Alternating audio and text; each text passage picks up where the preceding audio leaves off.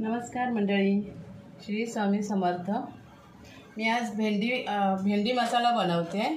ह्याला काही जण भेंड्याचं सार पण बोलतात। तर इथे मी पाव किलो भेंडी घेतली। भेंडी स्वच्छ धुवून पुसून आणि ना त्यांना अशा चिरा देऊन घेतल्या। ते बघा, ही पाव किलो भेंडी आहे। तसंच इथे 2 कांदे घेतले, 1 टोमॅटो आहे, 1 वाटीला थोडं कमी सुकं खोबरं भाजून घेतलं आहे। इथे 2 चमचे शेंगदाण्याचं कूट आहे, थोडी मुठभर कोथिंबीर आहे, कढीपत्ता, ह्या 2 लाल मिरच्या। इथे 2 चमचे सफेद तीळ चांगले भाजून घेतले। ह्या लसणीच्या 10-12 पाकळ्या आहेत, 1 छोटा तुकडा आल्याचा आहे आणि 3 हिरव्या मिरच्या आहेत।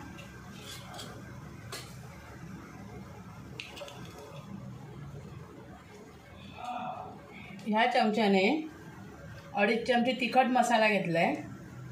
त्याच्यानंतर जिरा पावडर घेतली आहे 1.5 चमचा, हळद घेतली आहे 1 चमचा, इथे धण्याची पावडर 1.5 चमचा आहे आणि गरम मसाला 1.5 चमचा घेतला आहे आणि चवीप्रमाणे मीठ लागेल। फोडणीसाठी आपल्याला राई लागेल, जिरं नाही टाकायचं, आपण इथे जिऱ्याची पावडर वापरतोय त्यामुळे फक्त फोडणीला राई टाकायची। आणि आता मी सगळं मिक्सरला बारीक करते। आता मी मिक्सरला बघा काय घेते, कारण आपल्याला हे मसाले 2दा वापरायचे। एकदा आपल्याला खोबऱ्याबरोबर वाटायचे,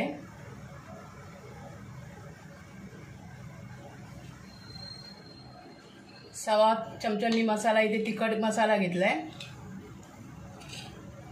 1 चमचा जिऱ्याची पावडर घेते, अर्धा चमचा घेते जिऱ्याची पावडर, 1 चमचा गरम मसाला, अर्धी हळद।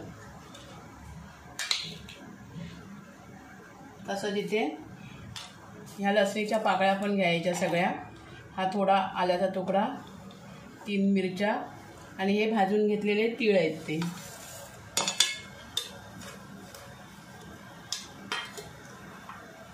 हा 2 चमचे शेंगदाण्याचा कूट ह्याच्यातच टाकायचा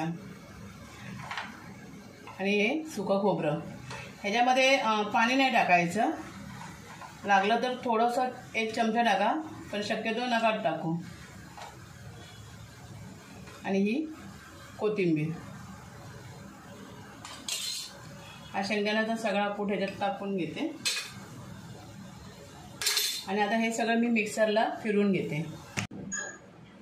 हे बघा मंडळी, आपला मसाला होता ना बिना पाण्याचा वाटून झाला आहे, त्यामुळे तो एवढा घट्ट आहे, कारण आपण ह्याच्यामध्ये 1 थेंब पण पाणी टाकलेलं नाही आहे। आणि दही दाखवायला विसरली होती, तर हे 2.5 चमचे मी दही घेतलं आहे। आता पहिल्यांदा भेंडी भाजून घेऊया थोडी। टाकलं मी, तेल गरम झालं आहे। आता ही भेंडी आहेत ना, ही ह्याच्यामध्ये आपल्याला 6 ते 7 मिनटं परतून घ्यायची। मी लाकडी चमचा नाही वापरत आहे, कारण मला नाही जमत ते। हे बघा, भेंड्यांचा कलर आता चेंज झाला आहे। जवळजवळ 6 ते 7 मिनटं मी बरोबर भेंडी परतून घेतली। आता मी गॅस बंद करते आणि भेंडी काढून घेते। तेल आता गरम झालं आहे, मी आता राई टाकते, तसंच कढीपत्ता टाकून घेते।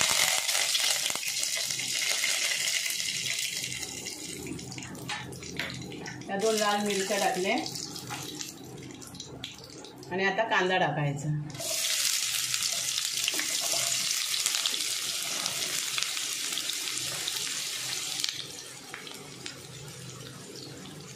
आणि कांदा जरा लालसर करून घ्यायचा, म्हणजे शिजून घ्यायचा थोडा।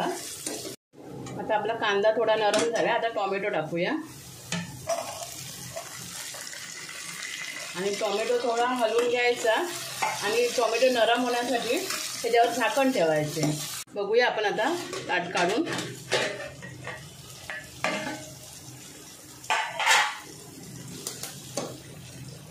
टोमॅटो पण नरम झाला आपला। आता आपण हे मसाले टाकून घेऊया। आता परत मी अर्धा चमचा धने पावडर टाकते, 1 चमचा गरम मसाला, ही हळद आणि अर्धा चमचा जिरा पावडर आणि हा लाल मसाला, 2 चमचे लाल मसाला टाकलाय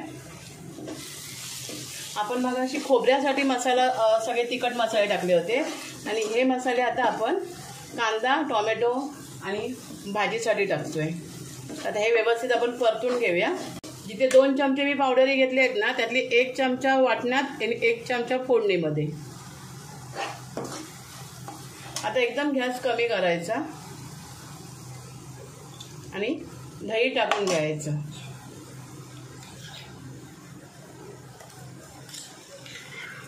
दही मी 2.5 चमचे घेतली आहे, पण मी 2 चमचे टाकते आणि याला व्यवस्थित मिक्स करून घ्यायचं, जेणेकरून दही फुटायला नको. याच्यात मसाला वाटतं त्या भांड्यातच येऊन पाणी टाकते. ग्रेव्ही कशी पाहिजे, किती घट्ट पाहिजे हे आपल्यावर आहे. हे तुम्ही बघायचं की आपल्याला किती घट्ट पाहिजे आणि किती पातळ पाहिजे ते. मी अजून थोडं ह्याच्यात पाणी टाकणार आहे. आता मी याच्यामध्ये मीठ टाकून घेते.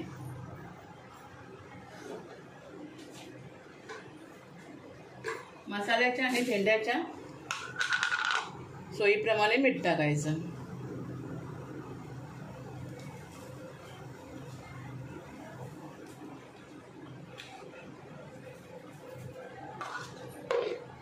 आणि याला उकळी येण्यासाठी ह्याच्यावर झाकण ठेवून घेणार आहे.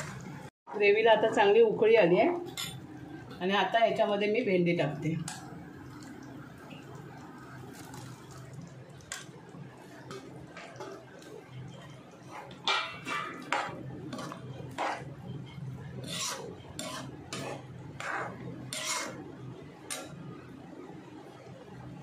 आणि आता आपण याच्यावर झाकण ठेवूया. आता आपण झाकण काढून बघूया आपल्याला ग्रेव्ही किती पाहिजे ना. हे बघा, चपाती भाकरी बरोबर, भाताबरोबर पण तुम्ही हे खाऊ शकता.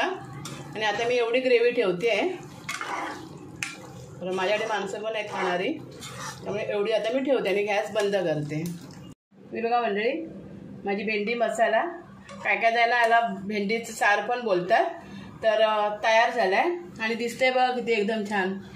आणि थोडंसं तेल लागतं, पण ते तेल भाताबरोबर खाऊन बघा, खूप मस्त लागतं. आणि हे भाकरी, भाजी, भाकरी, चपाती किंवा भाताबरोबर पण छान लागतं. व्हिडिओ तुम्हाला आवडला तर एक लाईक करा, शेअर करा आणि सबस्क्राईब करा. थँक्यू.